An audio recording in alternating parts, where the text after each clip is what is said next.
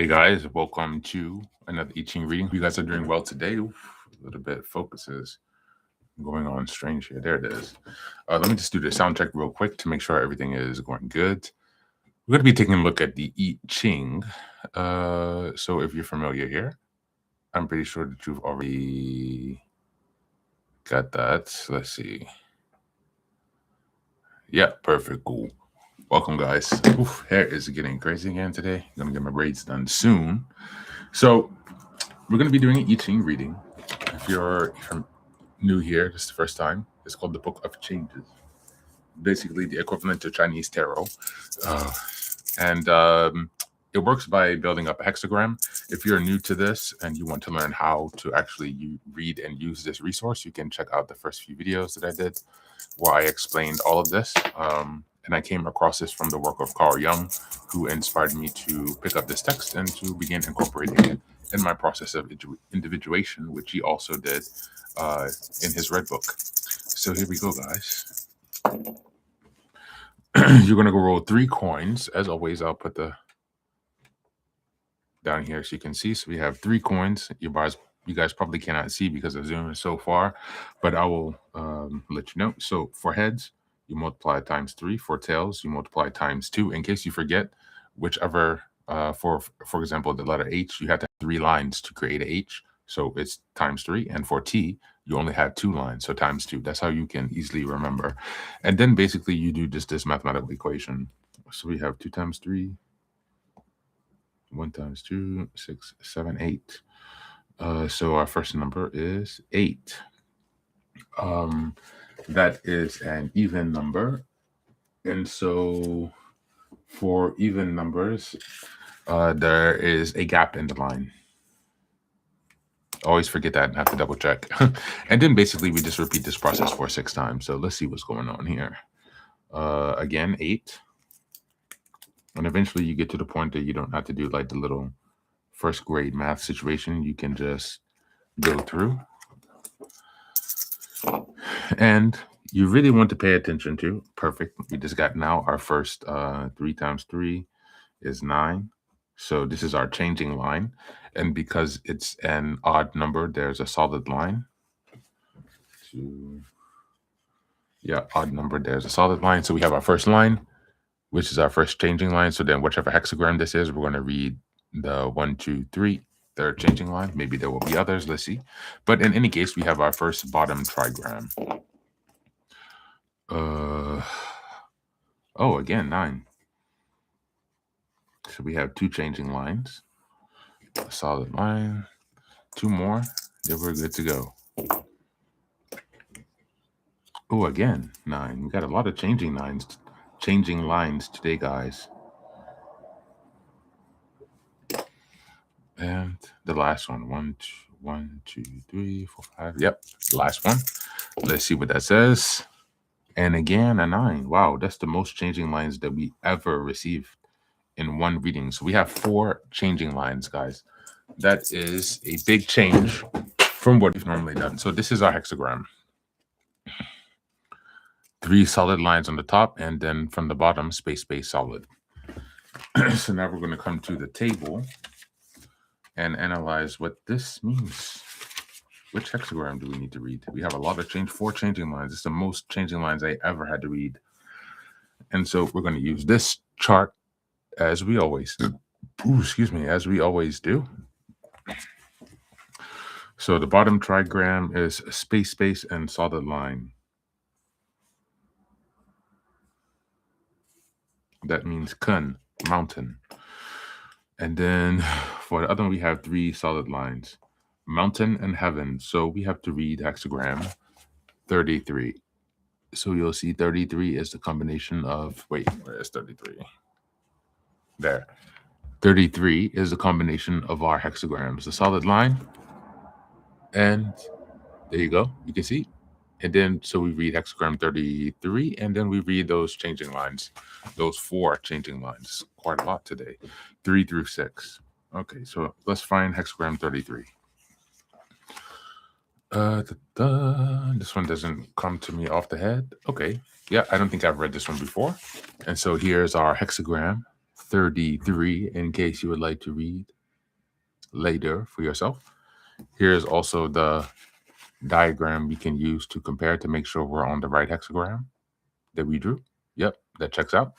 So we're going to read hexagram 33, and then we're going to be reading the changing lines 3 until 6, because we have a few 9s. So you only read the lines where you have accumulated either a 6 or a 9, and that's how you tell which of the changing lines to read. Okay, so now we call this tun, retreat. This is a time for disengagement and retreat. In stillness, you are out of reach of danger. This is inherent in the design of life that forces of darkness and disruption come into prominence from time to time. This hexagram indicates that in such times, that this is such a time, and advises you to respond by quietly retreating. To struggle or resist in anger now is to add fuel to the fire of negativity, which threatens to consume you. The superior person accepts that there is a natural ebb and flow between the forces of light and dark in the world. Wisdom lies not in resisting these movements, but in responding to them appropriately. Just as a plant sprouts in the dead of winter is doomed, and one which sprouts in the spring flourishes, so it is with us.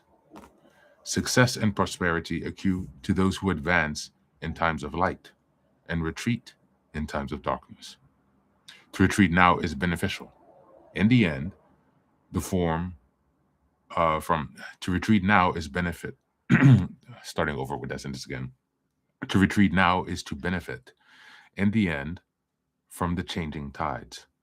Retreat is not the same thing as surrender, capitulation, or abandonment, which are desperate and unsatisfying measures. Neither is it characterized by a hardening into angry or punitive emotions. It is, instead, an acceptance and a choice. We calmly accept that the energies of the moment are against us, and we wisely choose to withdraw into the safety of stillness. In this dignified and balanced manner, we protect ourselves from negative influences and arrive rested in a more beneficial hour. Again, this is one that really, I think, speaks to what we're experiencing collectively in the collective unconscious. Again, I will go ahead and share that in case you want to make a screenshot for later. Just you guys, as a reminder, you can find this book in the public domain. So you don't really have to use this book or buy it, but you can find this text anywhere because it's quite ancient. So now we have to go into the changing lines. And here we had quite a few changing lines to read, guys. Again, we go from bottom to top. So 1, 2, 3, 4, 5, 6. So this tells us the changing lines where either we have a 6 or 9, that we need to read changing lines 3 until 6. So let's go ahead and do that, guys. Let's rock and roll. 3 through 6, the changing lines. Just as in case you want to save it for later, you can go ahead and take a screenshot of that or freeze, however you want to do with this. Okay, now let's go into the changing lines. 3 through 6. Third line. The clamoring of the ego interfere with your retreat. This invites humiliation. Devote yourself to quiet truth, not emotional struggle. Third line, one more time. The clamorings of the ego interfere with your retreat. This invites humiliation. Devote yourself to quiet truth, not emotional struggle. The fourth line. To compete and struggle only strengthens the determination of opposing forces. If you disengage and balance yourself, they have nothing to push against. Again, the fourth line. To compete and struggle only strengthens determination of the opposing forces. If you disengage and balance yourself, they have nothing to push against. The fifth line. Be friendly but firm when the time has come to retreat. Determination to behave correctly prevents you from being seduced into damaging intrigues. One more time, the fifth line. Be friendly but firm when the time has come to retreat.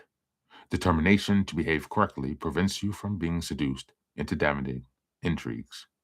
And now we go to the sixth and the final line, line 6. When one cheerfully accepts the necessity of retreat, the path becomes easy and clear. Again, line 6 one more time. When one cheerfully accepts the necessity of retreat, the path becomes easy and clear. So this is another very fitting reading from the I Ching that applies quite closely to what we're all experiencing collectively in terms of the collective unconscious, the struggles that we're facing, the challenges that we have in facing and accepting the darkness, accepting the reality, learning how to move with this without being bogged down, and still maintaining a sense of hope.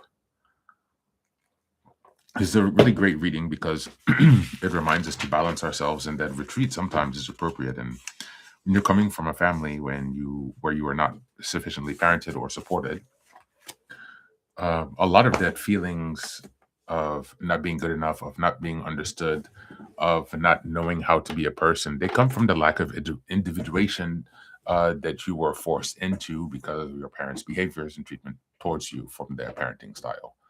And so this retreat sometimes can mean accepting that reality, that there are things that you don't know, things that you didn't learn, skills that you weren't able to develop, insights that you were left without. And sometimes you have to learn to retreat and to accept that. For example, if your parents ignored you, neglected, and abandoned you, you might struggle with connecting with other people, especially because you're supposed to be learning how to connect with others from your first relationships.